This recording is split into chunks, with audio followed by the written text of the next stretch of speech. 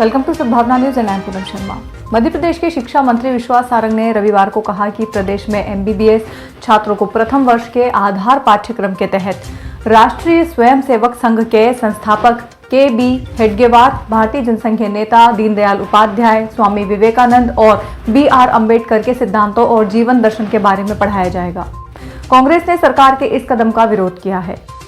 सारंग ने कहा, इस पहल का उद्देश्य एमबीबीएस के छात्रों को सामाजिक और नैतिक मूल्य सिखाना है।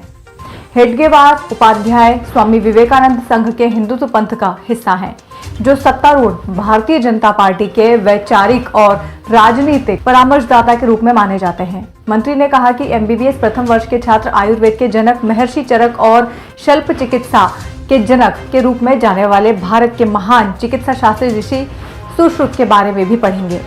सारंग ने कहा, एमबीबीएस के पहले साल के पाठ्यक्रम में छात्रों को हेडगेवार जी, उपाध्याय जी, स्वामी विवेकानंद जी, अंबेडकर जी और अन्य महान हस्तियों के बारे में व्याख्यान दिया जाएगा।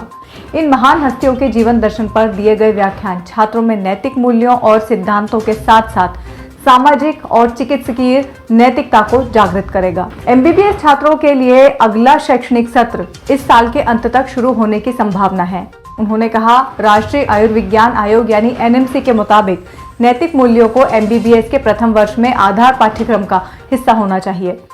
इसीलिए हमने छात्रों के चरित्र के निर्माण के लिए इन महान हस्तियों को शामिल करने के बारे में सोचा।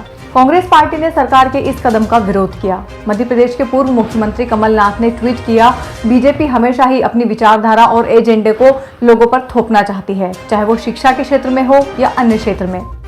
अब ये आरएसएस और जनसंघ के संस्थापकों के विचारों को एमबीबीएस कोर्ट में पढ़ाने जा रही है। एक अन्य ट्वीट में कमलनाथ ने लिखा, बीजेपी सरकार को ये साफ करना चाहिए कि इन्होंने देश की आजादी से लेकर भारत के विकास तक कौन सा असाधारण काम किया। उनके किस विचार से चिकित्सा पेशेवरों को अभ्यस्त किया जा रहा है। Powered by Arthros Clinic, a dedicated center for arthroscopy and sports injuries.